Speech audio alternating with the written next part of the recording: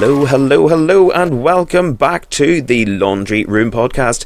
It is episode number whatever it is, and I am joined by the poshest, most fabulous lady that has ever graced these four walls.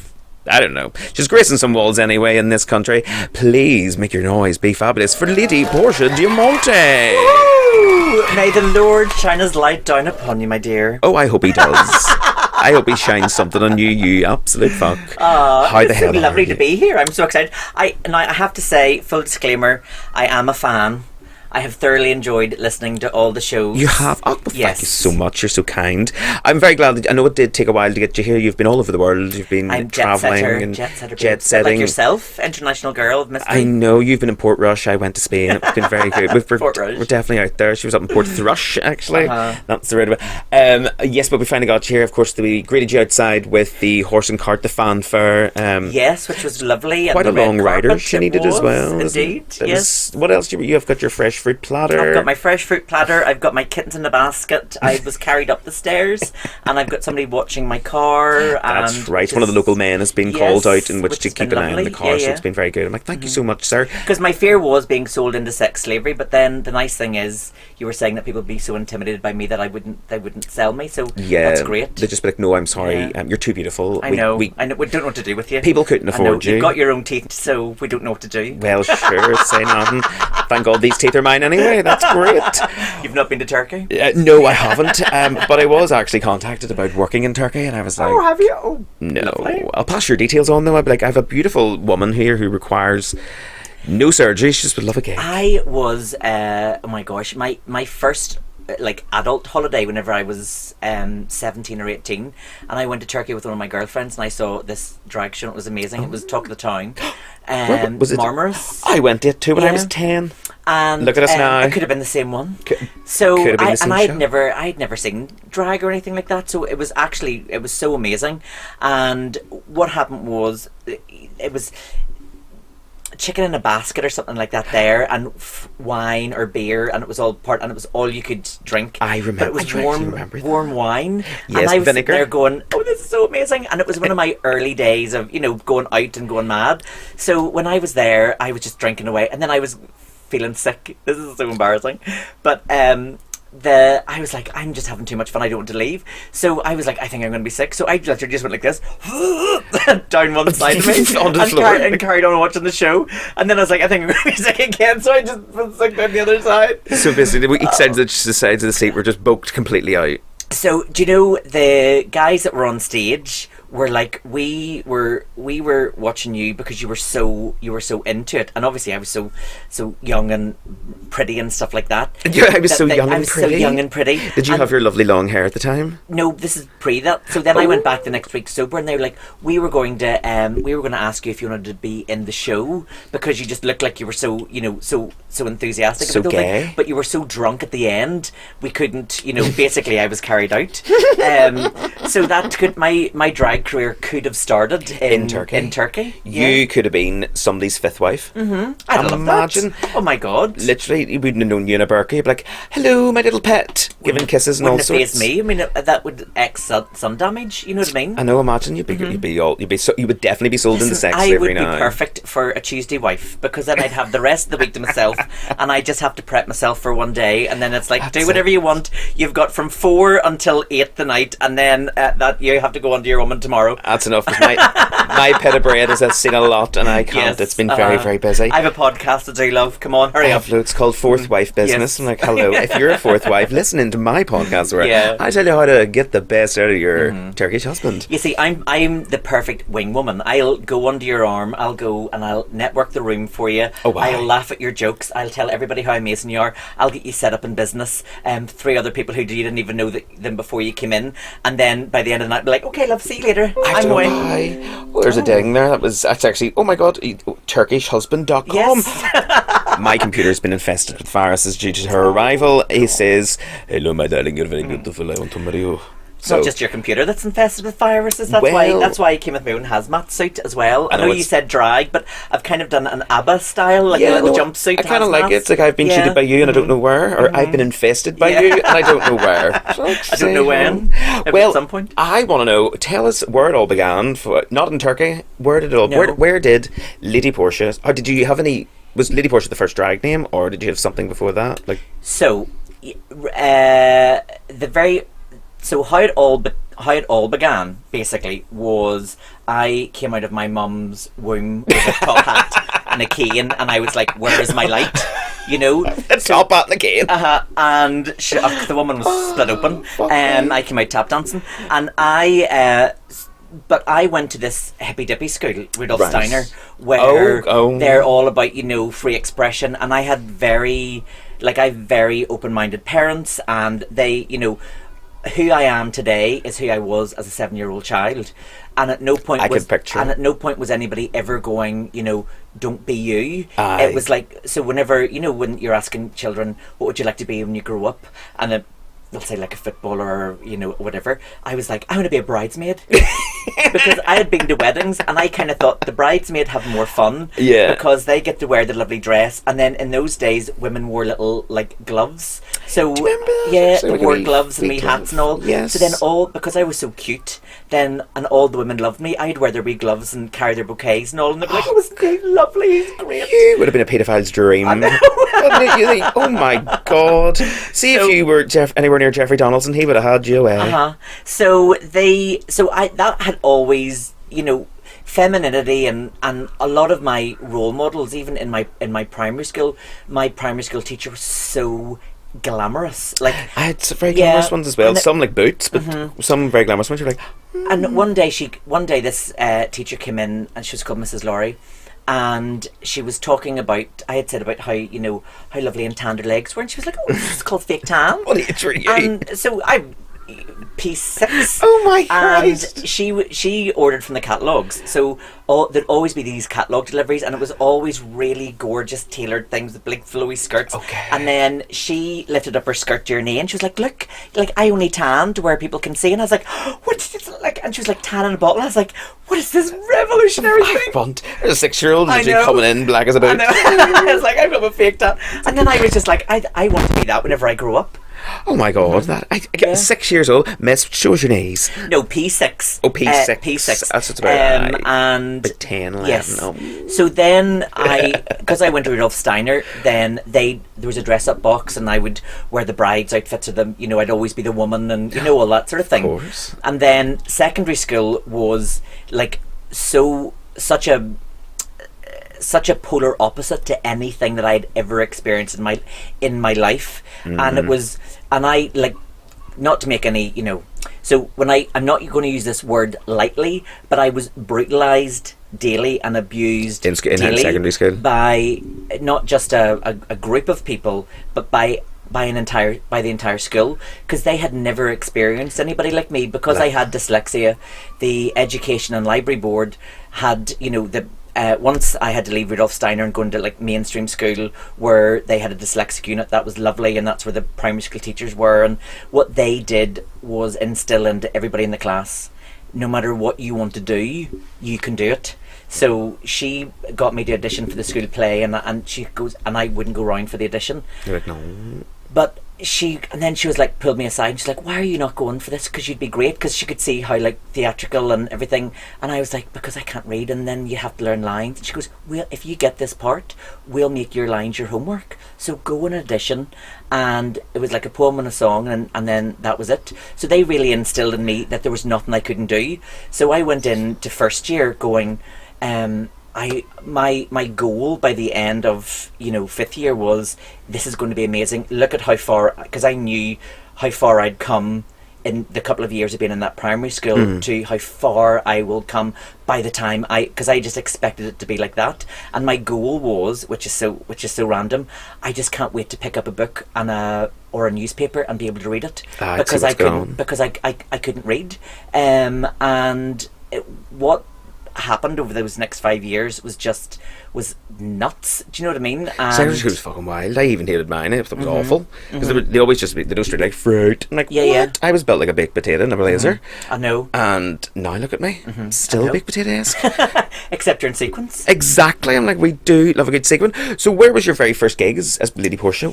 So, or sorry, I was about to say, was there did you have a previous drag name? Yes. So before everything all kicked off for us, Trudy and I and Tina and all were running about doing wee bits and pieces, and then Tina had won the Alternative Miss Ireland. That's right. And then Trudy was she studying fashion or getting into fashion? She was something like that, but she'd always be making these wee outfits, and she'd make these really random tiny wee outfits, but I'd have the balls to wear them. You know what I mean? So one was like this tiny wee like boob tube, one shoulder boob tube, but it only passed your nipples. Right. And then this, like, literally a belt with this big silver piece of material that went down one side. So, you know, all would have been out on display, except by chance I had a wee pair of like underwear that matched in. So I was out in those, and then you had to fill out like your name for something, and I said, I was originally going to be Ruby Diamond. Right. On my very first ever night out, I was Ruby Diamond, but then the more I thought about it, I was like, it sounds a bit Blackpool Peary. It sounds a bit like, hey up, my wife Yvonne, she's out the back, she's holding everything up. So come and see Ruby Diamond. Yes. Get yourself 3 bentos pie and a pint, only £5. And lovely show. It just didn't quite. It wasn't suit. You. No, it wasn't. And also, then you have to remember there was no internet, so we didn't. There was nothing to go by. So because I was from Bangor and played on the whole North Down thing.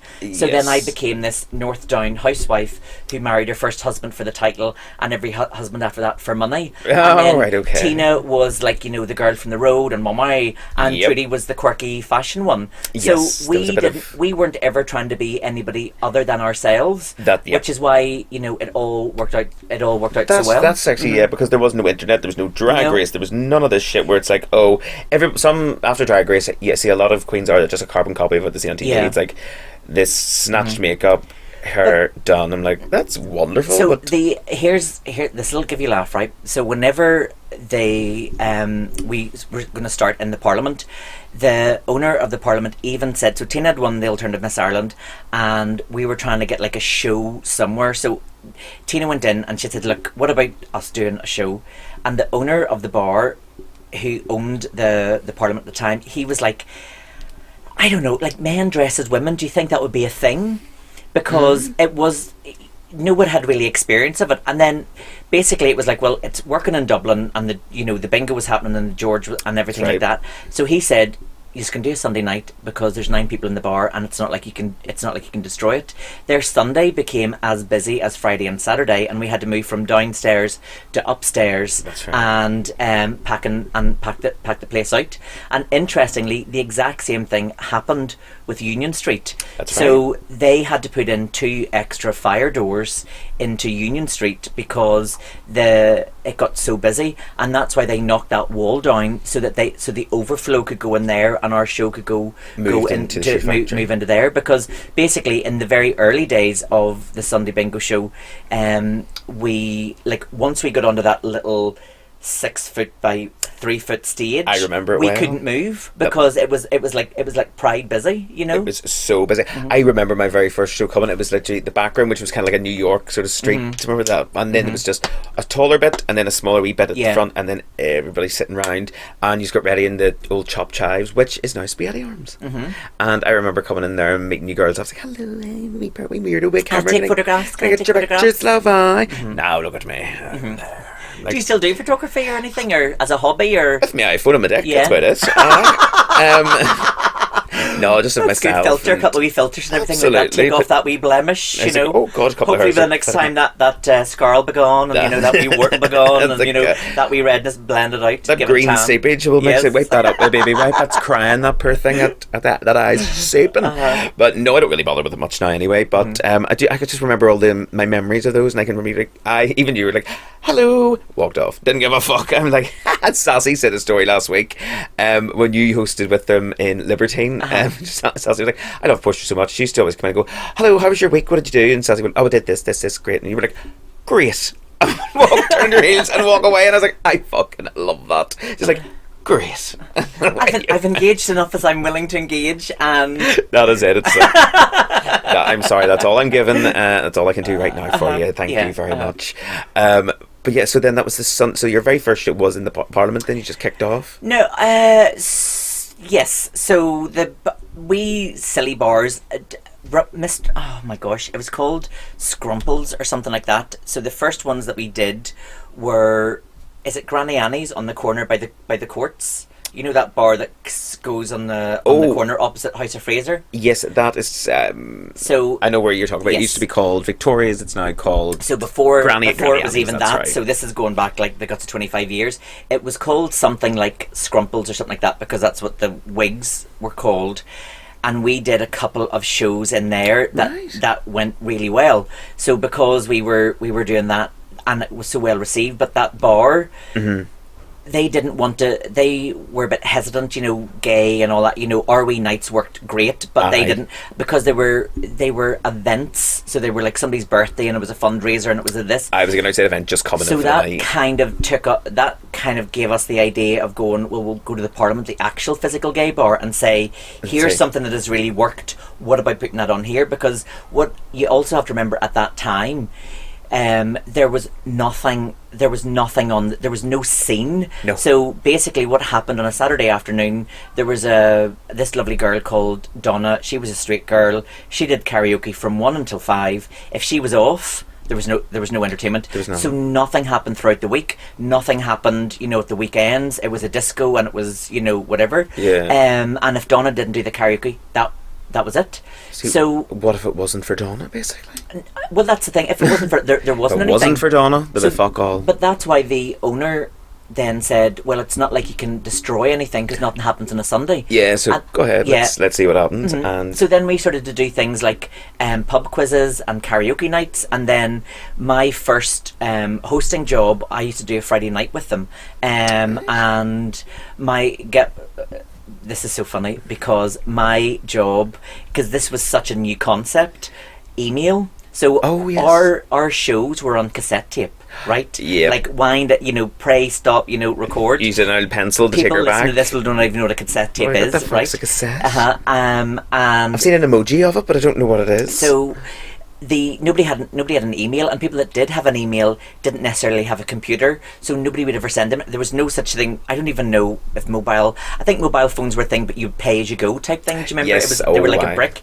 Yeah. So there was no internet on your phone or anything like that. So people would have email addresses, but only be able to access them maybe at work. So my job was data collection, and I would go around and I would say, do you have an email address, and we can send you and let you know what's going on. So people would get really excited, be like, yes, I don't know anybody else to email me, so they would give me their email address, and the bar would send them out, this is happening today. And it was like the very early days of publicising stuff. Yes, we were just email. Can I get your email? See if somebody asked me now, I'm like, no, and even Tills are like, hi, can I get your email address to send your receipt? And I'm like, Roxy Tumbledryer But the thing is, I'm just like, no, it's all right, love, because I'm never going to apply for this, and I don't want the 10% off the next time I come in, because I might not come in. I'm like, I have money, thank you. I'm a North Down housewife, darling. I don't want a discount code. It's not that. It's just then all of a sudden your inbox gets filled with everything. Hello, welcome to my world. My inbox is the shit of shit, and I keep. With Gmail, it's great. You can try to block it, but it doesn't. It can only just get rid of one. I want to get rid of them all. I don't want to keep receiving emails of some lash company that I bought lashed off and they're fucking for mice. Well, so there is a good thing that you can do with that you highlight all the ones that you want, and then instead of put into spam folder, you go to the left hand side or the right hand side, and there's 3 dots, and it says mark as spam. So then what that does is, instead of you putting that out, because that's only a one-time thing, if you put this particular email address marked as spam, then it'll just direct that through all the time, and that will weed out all of the chaff. Well, there you are, folks. If you're listening in and you are getting emails of shite, a day without living is not a day without learning, dear, in my world. Absolutely, you've heard it here first. How to get rid of your spam emails, thanks to Lady Portia Di'Monte. Indeed. We're going to take a short break in the show at the moment while we just rewind our cassette tapes with a pencil. We will speak to you in just a second. See you soon. Hello, hello, and welcome back to the Laundry Room Podcast with myself, Roxy Dumbledore, and this week I am joined by the Lady of North Down and East Belfast Council. It's Lady Portia Di'Monte. I have to say that ad was amazing that you just put on there. It was gorgeous. I loved it. It was awesome because it's the ads I live for in this, because sometimes I'm walking around the park and it just goes, hold back with our little sponsors, but then there must be a problem with my phone because it goes very quiet, my phone, so I've tried to, I don't always get the ads. Oh, do you not? Sometimes, yeah, they're maybe just not directed for you. It's like, yes, maybe it's filtered out. It could be, yes. Maybe like just you're marking for spam, you see, previously on your Gmail, so I think that's why adverts I'm are doing missing the some same of the thing. ads. Yeah. Have you anything you'd like to advertise? Well, I would love to add. That's great, thank you. What I'd like to know is, we always edit that in a second. There is a story you've told us years and years and years ago, good few years ago, about your time working on the makeup counters. Yes. And many of the guests of the podcast have asked or have mentioned it, but I won't let anybody speak about it until you come on yourself. Okay. And it is the story of the coral lip. Yes. Yes, and do tell our listeners who are waiting with bated breath. Yes. The fuck is that? So again, going back to whenever I started in cosmetics, I was the only male on the shop floor, because men didn't work in cosmetics. Very, very occasionally, like a wee staggered one here and a staggered one there, to the point where there was this woman came up to me, and I was in, I think it was either Boots or Debenhams, and she walked past, and then she stopped, and then she looked back again, and she stopped, and she looked back, and she walked over, and she goes, "Here, does your mummy know you do this?" And I said yes, and here she goes, "And what does she think about it?" And I was like, "Oh, she loves it." She goes, "Isn't that brilliant?" And then she just walked on. And there you go. And it's all about, everything is all about visualization. And if you normalise what difference, because if I'd said to her, "Oh no, she's, she thinks it's terrible," she might think that's a bad thing. Whereas her concern was, does your mum know that you do this? So much about here. Does your man know you do this? Because you don't know that she might have a child that is starting to look into makeup, and she's going, well, his mum's okay about it. Yeah. And he's working here and he's employed. So maybe my child, if this is a road they're going down, they could. So you're changing people's hearts and minds without even thinking. That's literally, you just reminds me, that's my mum. Even in my episode of the podcast, when I do drag, she's like, right, great, and what? Like, I have a few dresses for you, son. Yeah. I was like, oh no, they wouldn't, I don't like him. But they're still like, thank you anyway, that's great. So I used to work in cosmetics, and what happened with there was, because I was such an anomaly, because there were no men, there's no men in the company, and flashy fruit, and I was great with banter, and so I would get great sales in. So then I end up doing all the events around the UK and Ireland, and then helping with the training and stuff like that. So they would send me to the major stores, right. And then whenever the manager for Oxford Street London was off, I would go over and I would be their cover. So I would do the cover for Oxford Street. It was great. I loved it. But my thing was, they would sometimes have things like, the product of the week and things like that. I never pushed a product of the week. I said, it's always shite. Yes, I always said, make the person look their very best and feel their very best, because if they go out and they look $1 million and they feel $1 million, then they'll more likely to come back. If you sell somebody blue lipstick, like I used to work for this company, do you remember Illamasqua? Oh, indeed. And they wanted us to put black lipstick on like somebody from the Shankill, and I was like, are you actually being serious? Are you fucking serious? And they were like, this is our product of the week, and I was like, I am not putting on, because nobody wants black then lipstick. I could talk somebody into like black lipstick. Why? And then they go home and then their husband or their child goes, fuck. Are you fucking not, why? Get that off you. You look like a fucking chimney sweep. And then that person who you've built up to been like, and you've lied to, feel like shit.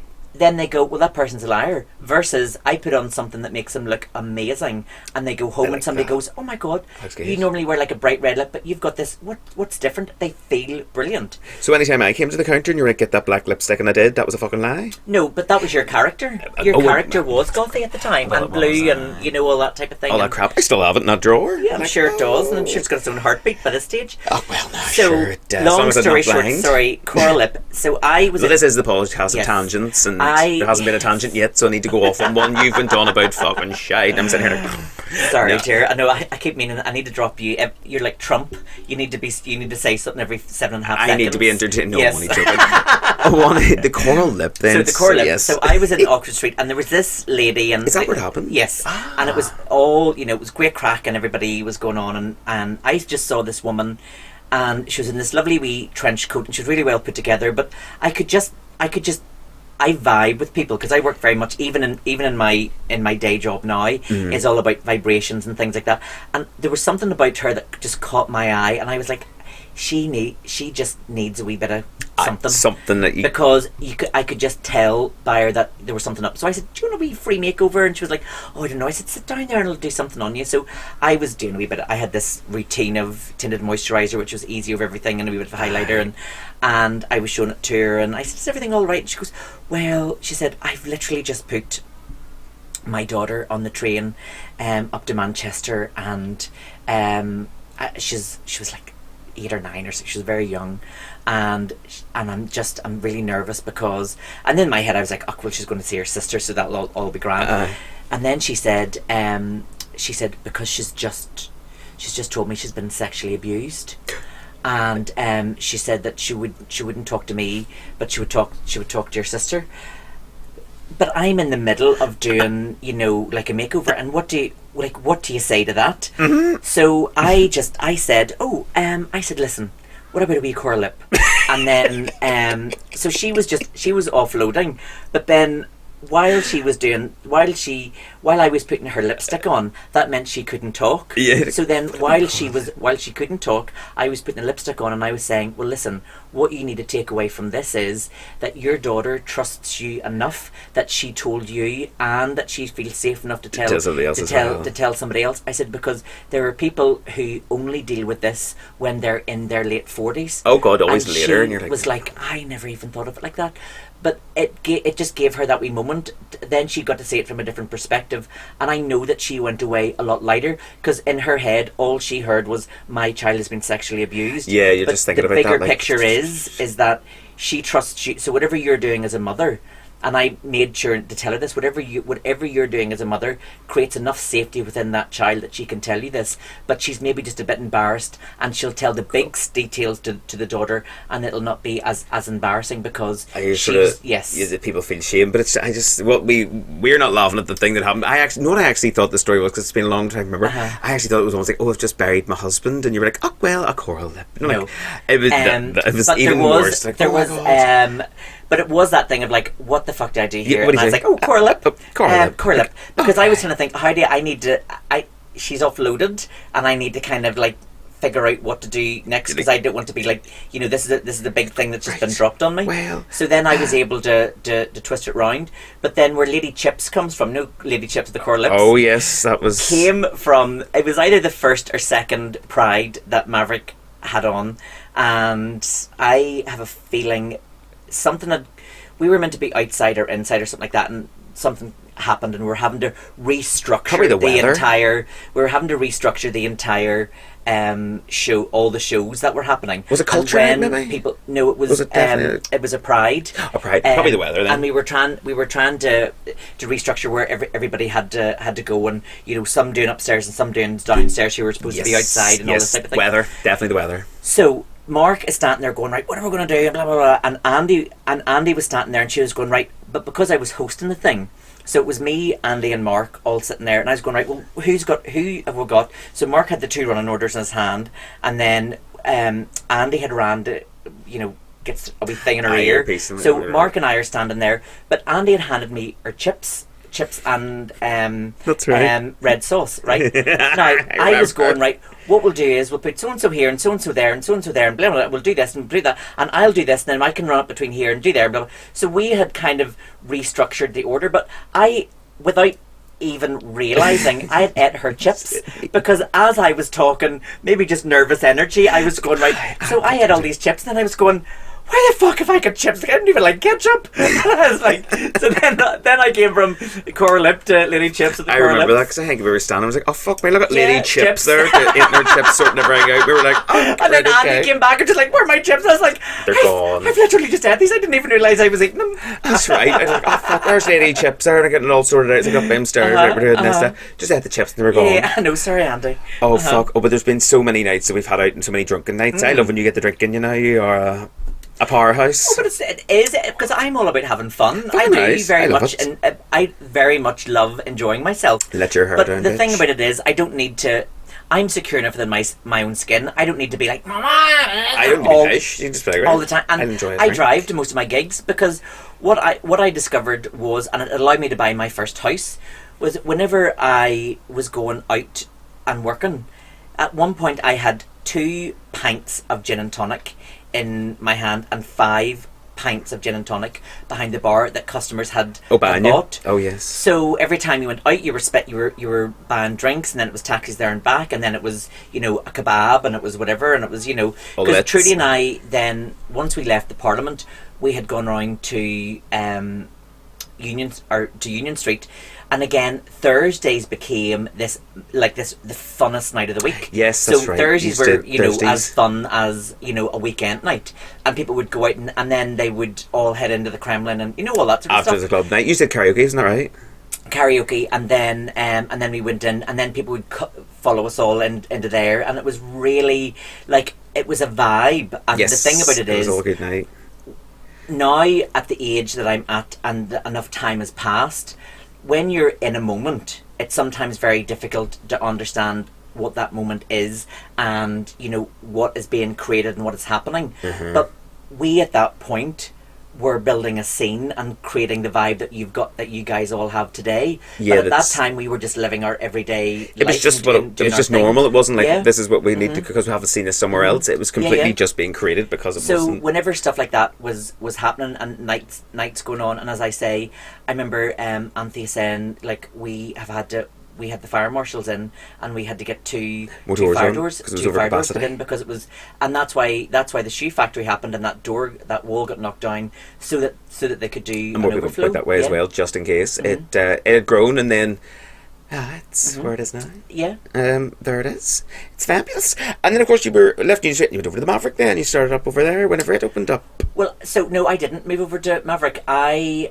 left the Kremlin because it was just getting very difficult. It was just it wasn't a very harmonious environment to work in, and it had stopped being fun. And my thing is, if I'm not enjoying something, I don't do it. So I left cosmetics in the same vibe, and it stopped being fun. I feel exactly the same. If it's not making me happy and it makes me actually miserable to get into things, then I tend to. But it was also getting to the point where it. I was starting to drive around the corner and pull up and get knots in my stomach and butterflies, and then I was going, what are you doing?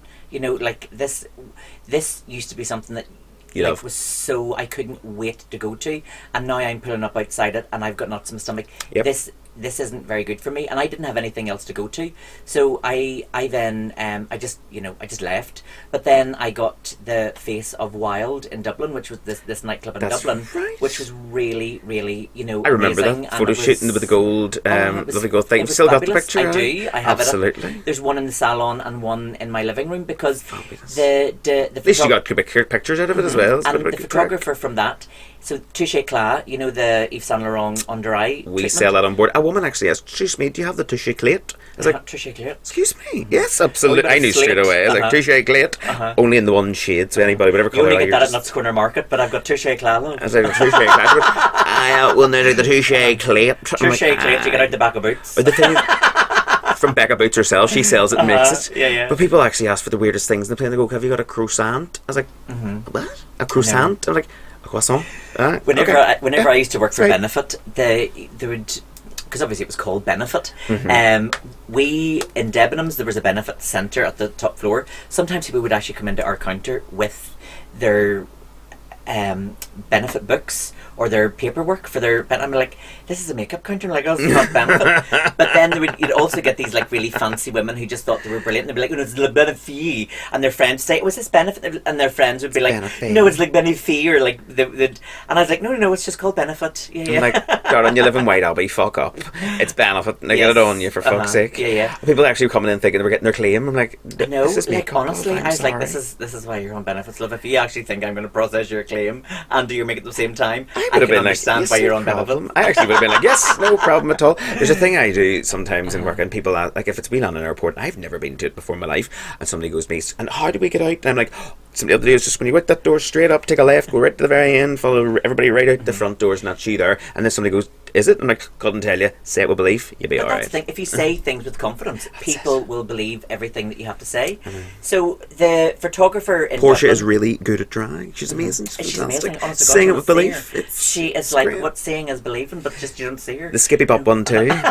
The only dance move you will ever need in your career. Yes, That's one thing I actually can't do. I was like, how do you do a wee Skippy Bop one too? Skippy Bop. I think I did do it one night, and Trudy was like, you done a Skippy Bop one too? I was like, did I? Didn't even fucking know I'm raging. I should have had the moment video. I know. How did I do that? I know. Did I do that? Oh, It's so great. funny because sometimes I look back at wee videos and things. I go, oh my god, I remember that wee move, or I remember that wee move, or know. how did I do that? And then I'm watching myself. But- how did we hands and things like that? Oh, don't. I've watched. I always watch. Remember Sunday Bingo Show? Watching news for years coming out, and everyone had their own specific sort of numbers they were doing. And I was like, oh, here she comes. You were always like Sex in the City, and I was like, oh, look, here she comes now. But it was Like, actually like for me, it was lovely because it was very challenging because Jerry and Gordon, Trudy and Tina were in the M Club, and they basically did the M Club routines, Dancing. and Yeah. they knew them in their head. And Bunny and I weren't dancers, but they would maybe go through the routine twice, and then that was it. That was it. And We're then ready to roll. we had to kind of had to almost pick it up there and then, and it was so it didn't come naturally to me, and Oh, then I'm I the same. was always very nervous because and I hate that like side eyeing and going, right, what are they doing, or looking, because they knew it. Yeah, it wasn't. almost fine. It was grand. There is still routines. I'm sort of very excited, and so Pled and Trudy are quite dancing. I'm sort of like, But the good thing is, then I was able to watch some of their wee movements and the things that they were doing, and pick then up. the groovy train, and then in my own personal style, then I was able to take some of the wee disco moves And and, then add you them into move. my own stuff as well. I think before doing drag, I think I moved like a cardboard box, and now in a pair of heels, like I'm barely around a room and with cobbled floors, like I Well, just no. did in Madrid, and like cobbled floor, and I high heeled, my shoes were ruined. I know. I was absolutely. It was terrible. They got fixed. But you believe for getting the caps in the bottom of the shoes up in that Timpson's £11. Oh my goodness. Very fucking dear. Sorry, folks, if just talk amongst yourselves there. We're discussing the hate prices here. But whenever I worked in Wild, they had, because it was you had to go downstairs and it was in a basement. That's right. They had concrete floors, but they had these like random. It was like gridded. It was like a gridded concrete floor, but it was solid, so it wasn't like wee bits Yes, of grit. I know the ones you're talking about. So it's It anti-slip. destroyed, yeah. Oh, it it wrecked your shoe? completely destroyed your shoes. So what I did was I got these wee pair of Slippers. well, they were kind of like they were like a black court shoe with a leopard print heel. So when everybody as people were arriving, I was in my like drag shoes. I right? remember them black court And shoes, the then- leopard print heel. Yeah, and then whenever when the club got really busy, I slipped into those because nobody could see your feet anyway. No, you were just walking about, nobody could see. And then I would always say goodbye to everybody, and people had to walk upstairs. So I slipped back into my regular shoes. So as they walked up, then I was in nice shoes to say goodbye. So you had your meet and greet shoes, and then you had your walking around shoes. See, it's yeah, a I clever know. woman. She knows what she's at, folks. Never switch off. Never take a day off. Never take a day off. She's still going to travelling the world. Whereas I'm just like, they'll do my shoes, and then the night I got out of the taxi, and both heels went. The two shanks. I was like, yeah, bastards. Thankfully, an extra pair is always carried in the bag, just in There you case. It's they are, folks. Just an insight into. Isn't that amazing that living as canoes do women. that? I didn't think canoes were. I thought they were a bit sturdier. No, these ones are made from shitty wood, bonfire wood. It's like they're Shitty wood. made Is out that of from shitty wood, bonfire Shay, wood. or what's that thing that people buy their clothes from? Sheen. Sheen, yeah, Oh, but oh no! I think I've bought 2 or 3 things at a Sheen, and that's been about it. It's sometimes it comes and it's absolute. I call it Chinese lies. Yeah. It's like that. That's Oh, not I a size know. 18. That would only go around a lamppost. That happened to me once or twice, and I was like, "Listen, I'm over it." You know what I mean? I'm Because over it. I'm not buying lies. I'm not wasting my good hard money on lies, even if it's £2. Well, I know it's a £2. Some things you get and they're fuck brilliant. I have to get jewellery and stuff, and I'm like, happy days. That does it. Now, it has a shelf life. Yes. As you see around you, it's all hanging here. It's great. One thing you catch on a dress, that's the end Well, of I her. mean, the thing is, I thought I was sitting here in Tiffany's with all these diamonds. Are they not real? No, this Oh, is why I've God. asked you to wear the white gloves if Yes. we're handling any of the Yeah, jewellery. yeah, If you not to get your mucky banger fucking paws on I them. was just like, where is my breakfast? Because I am in Tiffany's. I know. Well, you are sitting at the beautiful table here as well. I love it. I know this pink sequined table. Yes. And is also this known where you as- do your ironing, or is that literally how you do your makeup? No, it's just so I can set equipment here, and then the makeup gets done once everything gets put away. It's a fab beautifully idea. set up room. That's great. It's like audio description for the blind, the deaf, and the blind. Like audio description for the deaf. How the fuck does that work? So but it's perfectly and very functional because I did yes. exactly the same thing as well. I got, but like a writing bureau. So I have Oh, yes. yes, and the front folds down. Oh, So my I have God. I have that. So I have everything in It. the thing comes That's down. very I have good. two clip-on lights that go on either side, and then everything. So So it's all not my a permanent brushes are here. feature? No, but but You it can stays hide- up because it's in the equivalent of like a dry room. Oh, right. But it's not taking up loads of space. You can Nope. fold the other And it way. can fold away, and then in the nice. drawers there's the spare stuff, and then there is What's up the there? everyday stuff that you use is just to hand, and Just then where it needs to your be. spares, your extras, and then in the cupboards underneath are things that like specialist padding or overstock or Specialist padding? Yeah. Tell us all about your specialist padding now, Miss Well, Marcus. sometimes I like a wee underlift. You know what I mean? Just to give you a bit of a bit of a boob. You know what I mean? A little bit of a boob. You were always a flat-chested queen, weren't you? You never really Well, did. sometimes it depends. I take notions. This is So it. Well, do you? see, now, recently, I've took a notion not to have it, did I? Yes. Because it's roasting, it's the summer, and Yes. I think I've had enough Here was of my bras. reasoning of why I didn't wear bras or boobs for a long time.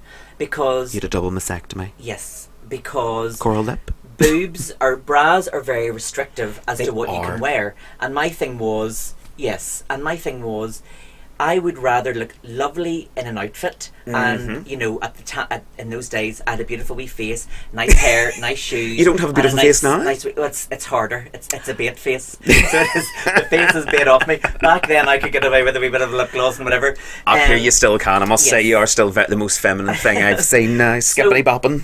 Back then, I was like, I don't care that I don't have boobs because everything else looks great. It looks fine. And very few people it didn't even register with them. It was the whole package looked great. It was actually very true. So I think it didn't register because Yeah. you don't. Even the other night when I was on Sunday, actually, it was very warm, and I was like, I'm not going. This outfit doesn't. I was same sort of thing. I didn't want the straps as a thing. You would Yeah. see a big black bra or Yeah. something like that, and I was like, I'm going to wear there's this. nothing worse. I don't need Uh-huh. the straps, so let's do it without it. Nobody even knew. It was perfect. And then my it was thing very as well, comfortable. yeah. I didn't have a sore back the next day. Depending on what you're wearing. So we used to do quite a lot of costume changes, right? Oh, yep. So say I was wearing a bra, and then I was wearing something that you could see your shoulders or a halter neck or something like that. You would have two big white lines where the makeup would come off. Yes. So then all of a sudden Light hands like that. your outfits didn't just look as nice, and I was like going, I want the overall picture to look nice. So if it's just a wee tweak of a boob thing, I don't really care. It's you know? grand. Like I have a lot of stuff there that even hasn't left or went out yet because I'm like, okay, wear that. I have to do it without a bra. And I'm like, be brave. You don't need a bra. Yeah, I know. It sounds like a makeup effort. Be brave. You don't need a bra. But you don't, because it's the thing is, 'Cause I'm a people man. are buying in to what they're seeing. They're as human beings, we only scan. So whenever people Yes. get really caught up in like, I have a spot, or this is wrong, or I don't look, or this isn't look nice, you're only seeing that because that's what you're transfixing on. As an ordinary everyday human being, what we do is we just look at you, scan you up and down, and go, this all looks great. It's only if something looks way off. So Yes. I used to run cosmetics cancer charity workshops for women who had cancer, and the big thing was your eyebrows are Was that sisters, not look twins. good, feel better? Yeah. That's right, I remember. And what I would tell the women is, in your head, before you lost your hair, you just assumed that you had matching eyebrows, but actually you didn't. So They don't as match. long as there is a symmetry, it doesn't matter. And I remember what you. I remember this one thing when we changed in unity upstairs in the green room, and you went. And Bunny said the same thing. They're not twins. They're sisters. sisters, not twins. Sisters, not Yeah. twins. That's it. Yes, sorry, they're not twins. They're sisters. They're not Sisters, not twins. Yes, and I was like, and sometimes Yeah. I still look at them going, it's fine. They don't need to be exactly symmetrical. It's fine. And then- from a distance, nobody knows. Women would be in a very state of anxiety, having to draw. They've lost their hair and they don't recognise themselves, and then they would get so transfixed on like a millimetre, and then the more you work at it, the worse it gets. Yep. So my thing was, do them. Go and have a cup of tea, open some Post, Yes. and by the time you come back, you'll go, actually, You see things that different. looks fine. Yeah. I do the same thing. I do my eye makeup. I work from the top down. Yeah. And when I do my eyes, then I go down, put the dinner on. While I'm getting ready for the gigs, do a wee bit of come back in and go. That's actually quite nice. You'll do me for tonight. I'm surprised you wear makeup. I thought you just went outside and got a beating and then just put a wig on. Well, you know? sometimes I do, but some nights I like to make Yeah. a bit of an effort. Sometimes But the your lads next door aren't neighbour, your wee available. girl, was egging you, and That was actually me and another. I've absolutely hate my next door neighbour, and was telling Lady P earlier on that we just basically ran past with the Can't kid. wait to the 21st. I know. Can I come round the 21st? Yes, of course. She's getting kicked out, so 21st of May, she's getting booted out. She's getting evicted, so I'm coming round, so I am front row seat. We will all. I've actually been selling tickets for my garden. I'm like, we're just having a garden party hosted by Lady Portia. And Linda next door, bring her in too, because she'll be out hitting the fence. We'll all be out to watch. We bunting and everything, have a street party. I remember ages ago with the kids around the estate, like, Mum, we'll go on egg herd. I was in full drag after a daytime gig, and me and a load of kids, I was in flip-flops, run past the house and pelted it with eggs and run on. They came up round the corner and went, what happened here? Who egged your windows? It's terrible. A man dressed as a woman. Yes, it was me. Hola, chica. We're going to take a very short break as we have an advert from a brand new salon that has just celebrated its very first birthday in Belfast, and the advert will tell you all about it, but we will speak to you in just a second. Oh, love, what's wrong? Oh, I'm just so anxious about getting my hair done. I'm questioning my identity and sexuality, and I just don't know where to get my hair done. My God, well, have you seen anywhere online you can go to? Well, there's this wonderful place, and it's a 100% gender-neutral salon with really cool staff, and they've got over 155-star reviews. It's called Embrace Style, and I've been looking them up online on Instagram, and on Instagram they're the number 2 Embrace Style. Oh my God. But they look really, really great fun, and it looks like 100% gender-neutral, where you get free Prosecco, beer, specialist teas and coffees, and imported specialist coffee. Hey, and I think I it's would love on to the go Hollywood Road. Hollywood Road? Belfast. East Belfast? Check local press for details. Great. Let's get your car keys, let's go. And I think their tagline is, the only thing you have to identify with them is how you take your coffee, so everybody's welcome. Fantastic. You hear there? Embrace. Let's go. I'm going to embrace you. Get your hand off me. Hello, and welcome back to the last section of today's podcast, The Laundry Room, and I'm joined by the one and only the Lady of North Down, Lady Portia Di'Monte. Well, thank goodness for the pokey came round there and we got a nice wee 99. I know, the Pokey fan came while she was in taking a shit, and she's like, get me an oyster. I was like, that'll do. And we did, we had them, they were lovely. Oysters? I don't know, I've never went out to him before. Right. The Boogie Van is around my street, but I think he parks, I mean, it must be about 4 houses away, but I'm still like, too far. It has to be outside my fucking door. Yes. He gets my money. I wonder, can you deliver it? A 99? Can I just get a wee time it comes in, it's slipping off. Oh, could you poor imagine? fella there standing out like, Listen, there's just a cone here and a stick of chocolate. No, don't want it. can I, excuse me mister, can I lick the ice cream in your hand? Oh, okay, no problem. We go, what is your pin? I'm like, 2434. Licking away at his hand. Dirty bitch. So, yeah, well, before we went on to the break, we were talking about everything. But when we did our paths cross, when I worked with you at the Sunday Yes. Bingo, where I started off back in the day. You were And it was here. lovely because you were so... Shy? No. I'm only joking. My thing is, I always champion people who want to do something. I always champion people who want to do something, right? Yes. And you just like Bunny, had this idea in your head, and you had a character of, wow. you know, and even the tumble dryer fact. And what's interesting about that is, it was, from what my memory of why you were called tumble dryer is because it's. People say, well, where's that come from? But you'd never forget it. Because you could have been Roxy anything, but the tumble dryer meant that people wouldn't forget Ever who forget. I had somebody in the plane go to me, yeah, tumble dryer girl. I'm like, oh. Or even any sort of iteration, like, you tumble dryer. Like, yeah. Yep. And even rusty hinges. I've rusty in my phone as WD-40. Do you? Yeah. Because you got rusty hinges. What have you got me saved as, you bastard? I don't think you're in my phone. Oh, sorry. Is that right? You might have been in my phone. You text me all the time on WhatsApp.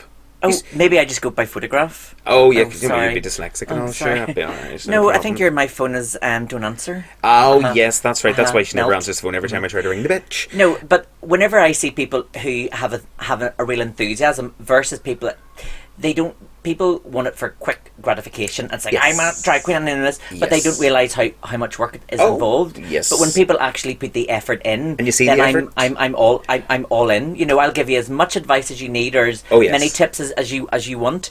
But my other thing as well is, I'm never going to be anybody's drag mother. I will be somebody's drag supporter. Do you not buy into the whole drag mother thing? I'm too busy. I know that. But you're know- more of a sort of like, Yes. you're the mum that give away the children. Yes. You're like, Yeah, you're yeah. off to a home. Yeah, they're all in boarding school. Yeah. My drag kids. And you always got a C-section. You never give natural. Oh, didn't? No, no, not not at natural all. birth. But what I'll do is I will give you all the support that you need and all the links that you need and any advice that you. And if I see something, obviously I would never say a word when you're about to go on stage. I know some people be like, well, you look like shit. But afterwards, what I might say is, do you know when you did X, maybe if you did it like this, or see the way you're wearing that, maybe, do you know, I've worn it like that in the past, but I find it much easier to be like this.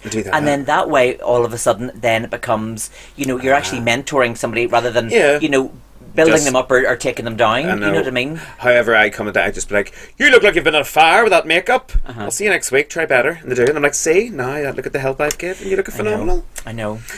You look like you've been on a fire. It's the only way. Shout out to my lovely girl Karma Violet. I'm only joking. I did say it to her, but she knows I was only joking. It's just absolutely delicious. But yeah, you're definitely no drag mother. You would definitely be the some adoptive bitch. But but the thing is, I have great pride in the people that, you know, even someone like Anya Bex, and the same thing with Bunny, because people wrote off Bunny because she was different. But my thing was, Bunny knows the history. So Bunny, when the internet started, Bunny had researched drag and who these people were and American drag queens and all this type of thing. Knew everybody. Knew exactly, and came fully formed. Oh, 100%. I had never seen a drag queen that his first time ever going out in public, and we were doing he came round to my house to get ready, and then we were doing the karaoke, and I had a microphone like that. He had a set. He was like, well, ladies and gentlemen, blah, blah. And it was like he had been doing it for years. And I was like, this is amazing. Perfection. Then, but because he looked so different, and, you know, his nickname would have been Robo, the T word that you can't use nowadays, because it was a usable word back then. But as a negative, because he's so stiff and he's that. But look at what he went on to create. But that was the character. As Bunny was a 50s sort of pin-up girl, and 50s pin-up girls weren't raving and doing stuff. They were very demure moves and very elegant. And that's exactly what it was, and I appreciated it for that because I thought it was absolutely fantastic. I loved it. And then it was the same thing with Anya, and Anya was, you know, very great at what she did in the sense of she's researched enough, and she's really interested. And if she'd be like, what do you think, and she'd ask, what did you think of this, or what do you think of that, or what do you think you should do here, what do you think you should do there, and then you would see that she would actually take it on board, and then progress and put herself through makeup school because she didn't know how to do makeup, and put herself through the beauty thing so that she could do like wigs and stuff like that there, and put herself through sewing classes. And it was like, here is somebody who actively wants to better themselves rather than someone that comes along and goes, oh, I'm the shit. You know, the amount of people that I have seen that people have come up and that to me, and I'm like, okay, I'll see where you're at in 6 months. 100%. That's where I agree with you when you says instant gratification. It's like, yes, there's a lot of work goes into this, and when people come up to you and say, or just appear one night in a dress and a wig and go, I'm the shit, here are you, and I'm like, I fucking stood here long before you were even a fucking spunk in your dad's eye. Now, I know. Let's not. Oh yeah, 100%. I agree with it. It's because everybody sees RuPaul's Drag Race now and it goes, let's go. And there's one phrase I love. I can't remember I can't remember right off the top of my head who said it. But it was, drag is for everybody, but the stage is not. And also, it's like, do drag. See, I had never experienced people that had never performed in real life. So I did the pilot for the RuPaul's Drag Race over in London. Oh my god! And, yes, I remember that. Yeah, and I had never met anybody that had only done drag in their bedroom, because to me the internet was something that happened over there, you know, and I was kind of the generation that it happened to other people, and if I knew, I could Facebook and all that, but I wasn't really researching this or doing that, and I wasn't, you know, on the internet or anything. You didn't like know that, about the names of queens in other places in America and all this shit. There was this girl there was about 3 or 4 of them on that particular round from the pilot. I think there was 21 of us, and a good 7 or 8 had never performed, had only done looks. Like, this was in the early days of, like, you know, people doing doing a drag face, and that's it. They didn't know how to do makeup or how to dress from the chest down, because everything was from so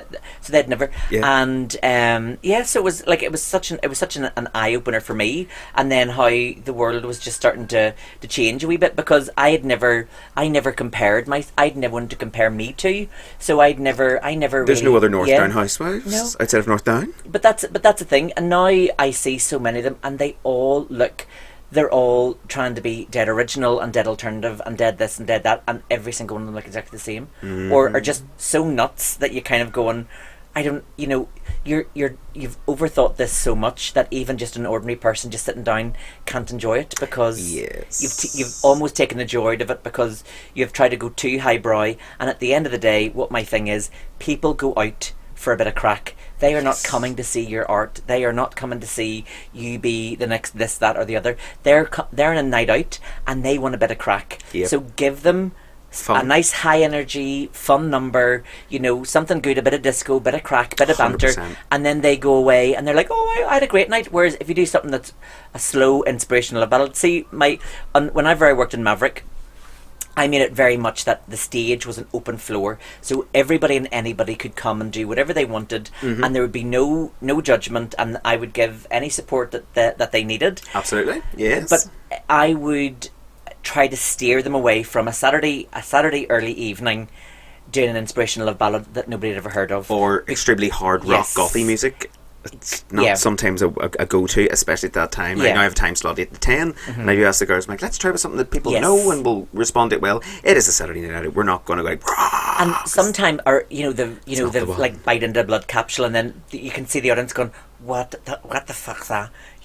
But it's that person has spent so much time and in their head and rehearsed it, and I'm going to do this, and they're really in their moment. So 100%. what I do is I whip out Jane McDonald, and then I just jump on and just bring the vibe back up again, and then maybe afterwards I might say something like, on a Saturday afternoon, or if you were doing an arts program or an arts festival or something like that, that would be perfect for Something that. that suits But the vibe. this is Saturday. People are drinking, they're out with their mummies, or they're doing whatever, and maybe somebody dripping in blood on the There's stage. a hen over there, Yes.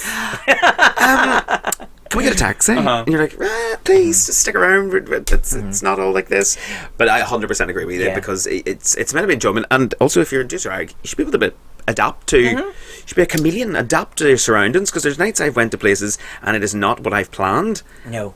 So thankfully I carry stuff that I can go change that on a dime. But that's quite the great quick. thing about having your phones. So all of my numbers are on my phone or on Spotify or whatever. Yep. And in your head you go, I'm going to do blah blah blah, and then you go in, and then maybe you might start telling a story, and then all of a sudden I go, actually I have a number that'll tie into that. 100%. And that's why I loved whenever I worked with Laura, and Laura was literally, her and I were as one doing You the were. show, and that's why I did it for as long as I did, because she made my life so simple. Because I knew all I had to do was walk out on stage, because she had control of everything else. She's amazing. And if I started to tell a story, she would maybe bring music up underneath it. She would go and research, Find a song that matches very, very fast. But while I'm telling a story to somebody in the crowd, and then she would maybe find music and play it up underneath it, To do the and same then thing. I knew that music would never be an issue, so I could literally go out. Whereas when you got other people, and there was one wee guy, and he used to get really nervous, and then I'd be on stage and I'd be looking up, and he had his hands inside of his head going, oh, and one time he literally just ran out. And I had to go over, but I'm like, I have the microphone in my hand going, I don't know, like he's meant to press play and he hasn't, so I'm just chit-chatting away, and then I'm trying to figure out how the machinery works, and then Did he actually just run away? Just ran. It was too much for him. And I'm sorry to hear where that is, but that's okay. He had just, I'll tell you after, and he had just ran away. But the thing is, it's horses for courses. Yeah. So Laura, comes from a theatrical background. Yes. She gets a show. She knows exactly And what we want yes. when we need it, and she even I would say something, go boom, straight away. She knows when we were on stage. I've had her DJing for gigs. Laura listens to this podcast when she's out for a morning walk and does my hair, and she said last week, oh, I can't wait till she slappers about me. There you are, Laura, she's saying nice things. No, the thing is, and what I loved about Laura is because we could have that great banter, and we could set ourselves up as a cultural stereotype. So I would say, here I am, an effeminate gay man dressed as a woman, and there is lesbian Laura, and she's a barber, and she's married to a footballer. You know what I mean? Yeah. You could have fun, because Bit of crack. we were taking the piss out of ourselves as much as we were taking out of anybody else. That's what I do too. Yeah, It's and like that's laugh, that's what it's all about. But even like simple things, I would sometimes get a bit frantic because somebody hasn't turned up or this isn't going on. But I knew no matter what happened, I would always have a working microphone, and she would press play at the right time, and Ready she just to go. took all of that pressure off. It's great. It got a bit trickier though whenever the DJs then went away, and then you'd be on stage and you're lip syncing, and then the laptop might readjust itself or Yes. jump out or cut out, and, you know, and then you're on stage and then you are, because you're not a singer and you're you know, so you are, so I don't have a microphone It in my takes the hand. illusion really quick. You're like, I "Shit, have to fuck." jump off and pick up the microphone, and I used to always say we got our laptops from the DUP, so they were deliberately trying to corrupt the show. Oh, 100%. It's Jeffrey know- Donaldson's. They're Yeah, being yeah. taken away for inspection. Like Your man Arlene, she Your gave man. them They were RHIs. But I do the DJ myself on a Saturday, but I have not everything so well yeah. done that it's easy peasy. And even things some like of the our girls theme now songs are now. learning, and theme songs. Yeah. I show the girls how also to work the laptops. So they do get to, if you get to work with me, you'll Yeah. learn your skills, because it's always nice to help learn the Because microphone. It is. learn It's about things. putting on a show. The it. thing is, people are there. So when you'd sound effects and cues and banter, and you could throw something at Laura, or I might even start down one. Oh, there's the pokey back again. Yes, more oysters. Can I get champagne with my oysters? Yes, of course, no problem. you. I've elderflower pressé downstairs. Oh, That's the lovely, best you're that's getting. great, I'm sorry. That's great. That's all you're getting. So she would, she might know that if I start to tell a story, I Yes. might say, "Oh my god, I think I have a song linked to that," and I would look over and she goes, "I have it lined up." Already sorted. So when you're working with somebody that is that in sync with you, it's magic. Do you know 100%. what I mean? That's DJ Glenn. Glenn Yeah, DJ yeah. Glenny boy is on a Sunday night has been fantastic Yeah. by playing songs and everything. As soon as we say something, he has that in a second. I would look and he knows exactly. Yeah. And And it takes the pressure off. It just it's allows great. you to do you. let's yeah. do what we're talking about and have an absolute laugh at the same time we're doing it.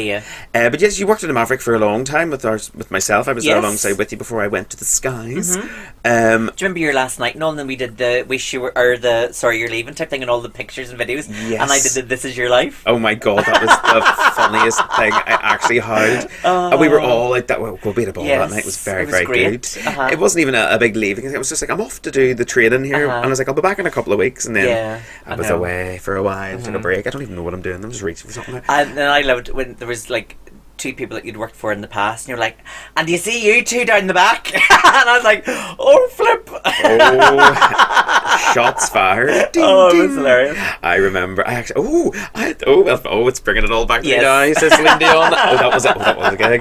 That was one of my good moments. I like that. But that was some good times. We did always have a laugh, and a lot of was the great. guests who have all been on before, we always say the same thing. We always had such a laugh. Doing shows and having such crack And to each even other. what I used to love as well was the culture night, because it was great, and just going around the streets and just having a bit of crack have with a everybody. laugh. And we always missed culture night because our show ended as culture night ended, but we would get the pickup of some of the DJs that were still playing and people still all Going the round. merriment and the there's maybe pictures and. I loved how it. many of us? All these queens all out running. And then do you remember there was that disco was in this, and one of you knew the DJ, and then they put on Let's Have a Kiki. So Yes. then we all just appeared from the back and did Let's Have a in Kiki. the middle of this, and the everybody crowd just went nuts. Went Do you know what I absolutely mean? mental. That was so good. Yeah. That was the same night where And then we just get off the stage, pick a drink, and then carry on I walking. walked off, and there's me and you bringing up the rear. It's like you were like, "Give me a fag." It's like, "All right, we'll go on." Then we're walking over handbags and 2 plastic glasses of gin and tonic and vodka and orange. Do you remember the black taxi that pulled up and we were like, "Excuse me, Walked excuse me," through it. and opened one door and then when go, they threw "That's the us, other- thank you," and go yeah. together. He's like, "You bastards!" It's like absolutely I know. brilliant crack. But it was, Oh. you see, that's the thing. It is great. It's great fun when everybody when people aren't being dicks. Sometimes you can get people who try too hard, Yes. and then you just go relax. And just have a bit of fun, A bit of a enjoy laugh. yourself. And my mantra in life is don't be a dick. Don't be a That's dick.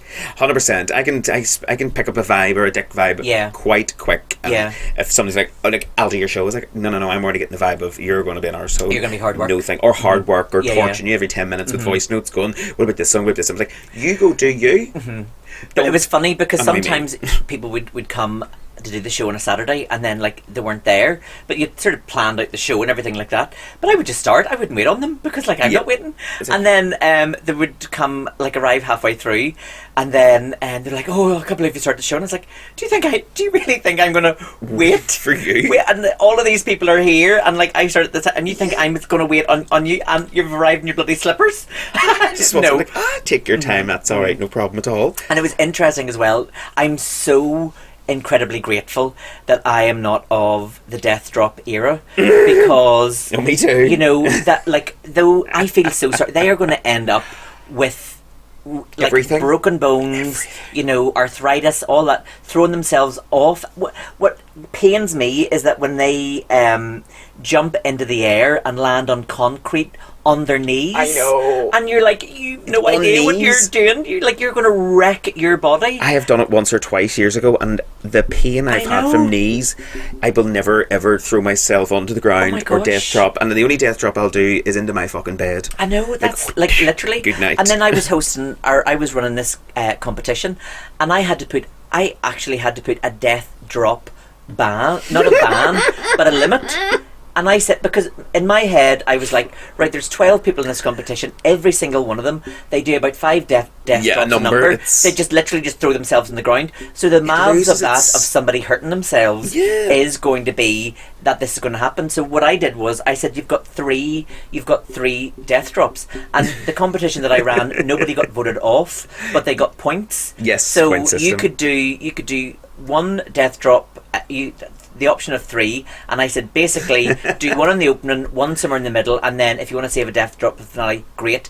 If you break something or if you dislocate something, you'll be trailed to the side and we will work around you, because you're not trained in as a gymnast, you're not trained in this, so if you fall and hurt yourself, I am not stopping the show. You'll be trailed to the side and the show will carry on. Could your death drops be carried over to the next week? Yes. Like, I know it had 3 for that one, but could I carry over and do 6 the next week? No, it was 3. It was 3 for the whole week. For the whole thing. Oh. So throughout the 8 weeks, yes. they had 3. But what was interesting is you could see them where they were in the middle of doing a number, and they would go to do a death drop, but then they didn't. So then they had to do something else, because they relied so heavily of just throwing themselves onto the ground.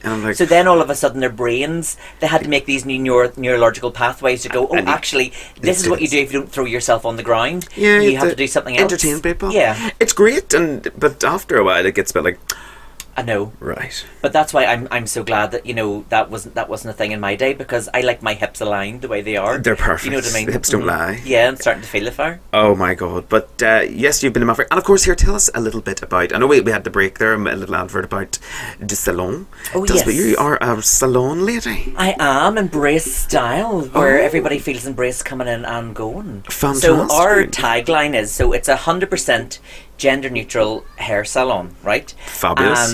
And now, whenever that was first launched, there was a lot of pushback going, that's just unisex. It's not unisex.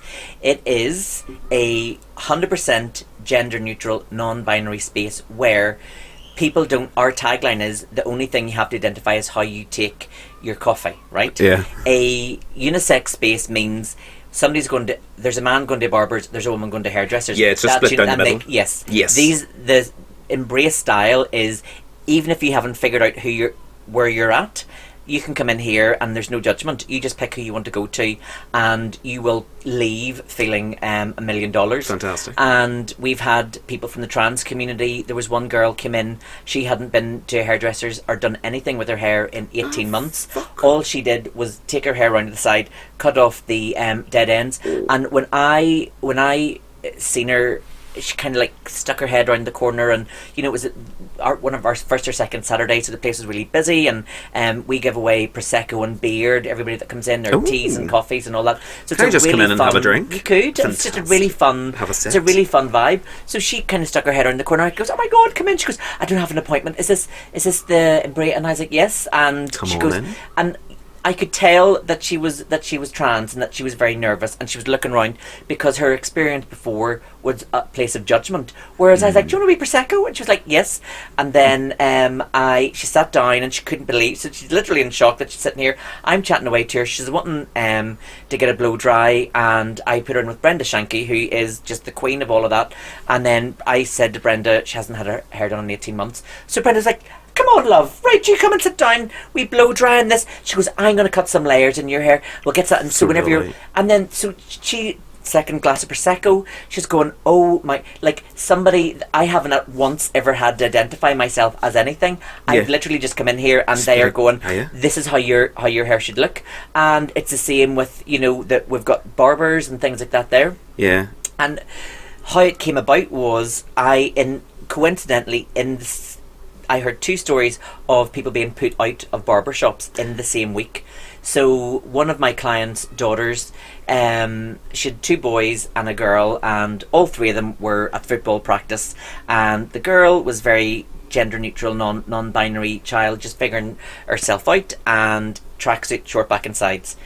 all three of them went in to get short back and sides, and the barber did the two boys and refused to do the 9-year-old female, and she was humiliated in the bar, made a whole song and dance about it. It's just her. Yeah, Like, and then what's wrong? refused to do it. Then I heard of an old school, like a proper old school, very butch lesbian who had got her hair cut in and probably presents more as male, and got her hair cut in this barber shop, went back about 5 or 6 weeks later with her girlfriend, sits down, gown on, barber goes, "Are you a woman?" And she goes, "Yes," and goes, "I don't do women, sir, get out," and literally took the gown and put her out. And when she said, "Well, sure, you did my hair so many weeks ago," and he goes, "I thought you were a man then, get out." And it just dawned on me that I have never had to think about it. I have just gone to wherever I wanted to go. So below where I live, I actually live above the salon, but I'd heard these two stories and just thought, it's not terrible. There I am in this position that I've never had to think about it. And then Margaret and Paul from the salon below, I wanted to pick some posts, said they were retiring, and I was like, "I'll tell you what, I'll just open a 100% gender neutral salon." And what's lovely is, it was the first of its kind, and we're open a year, but I have started to see so many other salons put just that line, just that word in, gender neutral. Yeah. Because there is a difference between an organisation being unisex, because that means you've got two sex. When you're neutral, it's like everybody's welcome here. Yeah, it doesn't matter. Like, sometimes there's a difference between men and women's hair. How is there a difference between men's and women? It's for fucking hair. It's like, oh, so men's hair costs this, but ladies are going to be 3 times more. But it's the experience and how you make somebody feel. You can make somebody feel like a dick about getting their hair cut, or you can have somebody feel like $1 million and walk out on cloud 9. And 100%. we have over 150 5-star reviews of people going, what a great experience, because the vibe is all about, having a great time. About having a time. Well, I'll tell you what, let's give it a wee ring. And, why not? I will be ordering an appointment. It might be closed, actually. Oh, well, hopefully somebody answers last minute. I'm like, hello. Good afternoon, Breakdown. This is Carmel. Hello, you alright? All right. Hi there. I'm just wondering if I could be able to book in for an haircut. When do you want to come? Do you have any available dates towards the end of the week? I don't have anything left until Tuesday. I'm afraid we're booked out until then. I could certainly take your name for a cancellation. Tuesday would actually be alright. That'd be fine, yeah. Tuesday, okay. Morning or afternoon? Afternoon, lovely, yeah, afternoon. So the thing is, I'm sort of questioning me out at the moment. Does somebody be able to give me a bit of advice? Is that, when I come in and all, is that alright? Just for your cut, yeah? Yeah, so I don't know what to do. Whether I want a bob, or whether I want a fringe, or maybe a fringe bob. Okay, no problem. So it's just it's like different, and then what's a gradiated bob? Like all these different bobs. I'm not even sure. Oh no, there's 1,000 bobs. There's I bobs know. for everything. Well, Bob Monkhouse, Bob Builder. Crazy, isn't it? Could you come on Wednesday by chance? Oh yeah, I can come anytime. Give you more. What's your name? My name's Louise. What's your surname, honey? Hunter. And do you have a wee mobile? Yeah, no problem. It's 07817 201. And you just want a wee wash, cut, and blow dry and a chat, yeah? Chatting about and Consultation? lots of information about bobs. Do you have like a book of different styles or anything? Because I've seen places. Well, what we normally do is we just Google a little pictures of hair and we kind of siphon it out that way. It's a lot easier. Great. And is that the place that's run back Drag Queen, isn't it? I've heard online. Well, he's the owner of the business. And does he ever come in and perform and do shows? Occasionally, not often. Is there one this week? Is there one on Wednesday? Is there a show on Wednesday? I don't know. There's a show on Wednesday. I don't think so. Oh, well, let's hope. That'd be great. Well, we'll have a word, and we'll look forward to seeing you at 12 o'clock on this Wednesday night. Fantastic. That's great, Milo. Thanks so much. Can't wait to see you. All Have right, a lovely day. Cheerio. Wee pet. Wasn't she great? But you see, like, she was just like, yeah, can't wait to see you. It'll be great, That was amazing. But if I see 12 o'clock on Wednesday, you better be ready. I'll be there. I will be there, shaking a wee tail feather. What was my name there? I was like... Louise Hunter. Louise Hunter. I just looked at you and went... I was going to go, do you know, actually, we do have a client called Louise Hunter. Oh my God. It's a small world. Oh my God. Lady P, it's been an absolute pleasure of having you. I'm sure it has been. I'm sure it's a delight for you to have It has been absolutely great. Just to let you know that your car has been stolen from the front of the house, and there will be an Uber coming at your own cost very shortly. Oh, well, that's good, because I am insured, so I can do an upgrade. Thank you. Fantastic. We'll get the insurance money. Yes. But before we go, I'm going to hit you some very quick fire questions. Okay. And you just give me Quick a very fat questions? quick fire questions. Oh, I was Sorry, I gonna was say I've getting been those slimming all out. week. How dare you? You're looking absolutely awful. You look emaciated, and it's your favourite Well, look. that's my goal. I want to be an IV drip in a wheelchair. That's perfect. I know. You're like a rich man in Miami. I'm like, that's the man I want. That old fuck. Is your receptionist Carmel? Is she American? She's from Canada. Oh, but why fabulous. she's so perfect is that literally you could rock up there in a thong and a crop top, and she would just be like, oh my wow, I love the colour combo, because she makes it, and so Nothing does Manny, phases. and so does every stylist that works there. You could Nobody gives a come fuck. whatever way, Yeah. it's you be happy and you That's be it. you. Come Yeah, comfortable. Don't Mhm. worry about it at all. So my quick fire questions are Yes. your just nice quick short answers is favourite place to eat out in the city centre. Oh my god, Sid's Chippy Van. Sid's Chippy Van. Sid's Chippy Van. I love Sid's. You can't beat. Favourite drink to drink. If somebody was if I just showed you across the board, Portia, what do you want? So it would either be prosecco or a margarita. Prosecco Margarita. She's a money woman. She's Yes. got that money. Human hair or synthetic hair? Just In a way. whatever comes. It's usually human, but if you it just depends. She'll take anything Yes. going. She doesn't give a Uh-huh. fuck. Fantastic. And do you like black or white men? I've dated. My dating history is the United Colours of Benetton. Oh, well, because we know. I like people. You know love what I mean? people. You love everything. Yeah, You yeah. are a woman of the people, as you Yes. always say. Exactly, She is a Princess woman Diana of the people. reincarnated. That is me, dear. And what has been your not worst, but most awkwardest or most stand out in your head? Like, oh my goodness, wow, gig of your career. Oh God! So there was a time when Tina's dad was quite ill, and it was she was booked to do in the very early days of Civil Partnerships, Right. and she had asked if we would cover a gig that she was doing. Mm-hmm. So it was Bunny and I went, and it was in Portadown in the Seagull Centre. Oh, right. And I think it had just opened and all this type of thing, and it was a lesbian wedding, and one member was from the travelling community, and there was such controversy around it because none of the members of the travelling family came up. They weren't supporting it. The other Right. families were there, and they were all really awkward. There was only 3 gay people at the entire wedding. Oh, fuck the two brides and the best man. Everybody else was straight and really uncomfortable. And then Bunny and I come around the corner to like a wee intro and like, woohoo! And do you know, I have never entered a room and people not gone, woo! There they are! We literally walked in and it was like crickets, and we were like, oh. So then we were like trying to do numbers, and but they'd never seen a drag show, so they didn't know how to. We finished a number and they're like, oh. And then like the wee best man was like, oh, that's like great, that's great. And the rest of them were just staring. I did a cartwheel in my high heels, and You were pulling everything out of the bag. didn't even get a raised eyebrow. And then when it finished, and we were just kind of like milling about for a bit, everybody was running. Can we get a picture? Can we get a picture? And they just didn't know how to react. They had never seen a drag show in their life. They didn't know how to react, but it was for that like whatever time of period we were on. I was just like, this is horrific. Yeah. And then. And it feels like ours. You're up there doing it, you're like, oh my God. Before Maverick, it was a place called the Fox's Den. I remember that, yes. And half the time they didn't even have a microphone. I remember one time, and the guy was like, I was like, Mike, do you need a mic? Lights? Do you need lights? Yes, I need fucking lights and a microphone. Yeah. It's a very bare basic. Like, what do you It was want me to very do? dark. The Get up- Fox's yeah, Den yeah. was black as your boot. Uh-huh.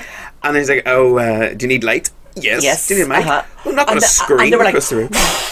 faffed about and ran about, as though like literally I was asking for this basket of kittens. Everything. Do you know what I mean? You make sure you take them with you. No, them no, basket will, kittens, I will. 'cause they need a home, for God's sake. will. I've stolen them. I'll off give all them the to your kids. next door neighbours because she's moving. I guess. Post them through her Moving door. 21st. But once again, thank you so much for joining me. You're an Oh, absolute thank star. you. Where can we see you? Where can we heckle a piece at you? Apart from to Embrace Salon. Well, so what I do now is specialist gigs. So I don't do any of my regular residencies. So now I do specialist things. So I've got some racing dates. I have got some private events. I've got some parties, and I have got some, like just wee fun things. Bits and pieces And the nice thing is, it's a dream life. You know what I mean? 100%. It really is. You're enjoying it and you're sitting yourself. Yes, Fantastic. And of course, if there's anything she is at and you buy tickets for it, you will definitely find it online. Oh, of course. all of her Yes, social actually, medias. I'll tell you, that is a good little plug. So, Eastside Arts Festival, we're doing the Dragtastic show. You've been doing that for a while now. And the great thing is, we have got Devon Green from she is going to be in the show with us, coming over from LA, and her partner Handsome Ned. Wasn't Devon Green? Devon Green was on Drag Race as a judge. Yes, That's right. I remember and that seasons. she is going to be. So she's going to be at this year's festival because we're besties. The international here. Yeah. Fabulous. So, and when is the Eastside Arts Festival? it is going to be. I think it's the last weekend. So the Eastside Arts Festival is from the last week of June or July to early August, and Dragtastic is falling somewhere in the middle of that. Cherry and I are also doing the drag queen storytelling as well, and we're also going to be running a stand-up comedy workshop. So for 4 weeks you can train with some top stand-up comedians, and then your first gig is going to be in the festival. So happy days. look out If for that. any because budding stand-up comedians, but how to comedians craft that a come joke in. and how to deliver it, and there's some drag queens out there could definitely Yeah. give that a whirl because they need it. Fabulous. Well, one more time, thank you so much for joining me. Thanks. And everyone else, thank you so much for listening once again, and of course listening every week to all of the episodes. I really, really do appreciate it. I hope you are all well, and of course I do always ask if you want to send in some stories, some crack, some banter to be read out on some of our episodes of the podcast. Maybe you got an embarrassing date story you want me to read out. Maybe you want me to discuss some current topics, or what's my opinions on shits and giggles. Anything at all, send it in and let me know. Just give me a shout on Facebook and Instagram, and I will of course get it on the pod. Don't forget, you can catch me live, loud and in person on a Saturday night at Union Street Bar, 8 o'clock until 10, with cabaret, crack and lots of banter as well. And of course Sunday nights in Union Street too. Don't forget, coming up at the end of this month, it is the last Sunday in May. It's the bank holiday weekend, and it's the Drag Brunch Bunch at the Balmoral Hotel. The tickets are on sale for that, and it always sells out. It's always a fantastic show, so make sure you come along, you check out the show, because you're going to love it. In the meantime, I will see you all in the next episode of the Laundry Room Podcast. Have a good week, have a good one, bye bye. Woohoo! Fuck her in the pussy.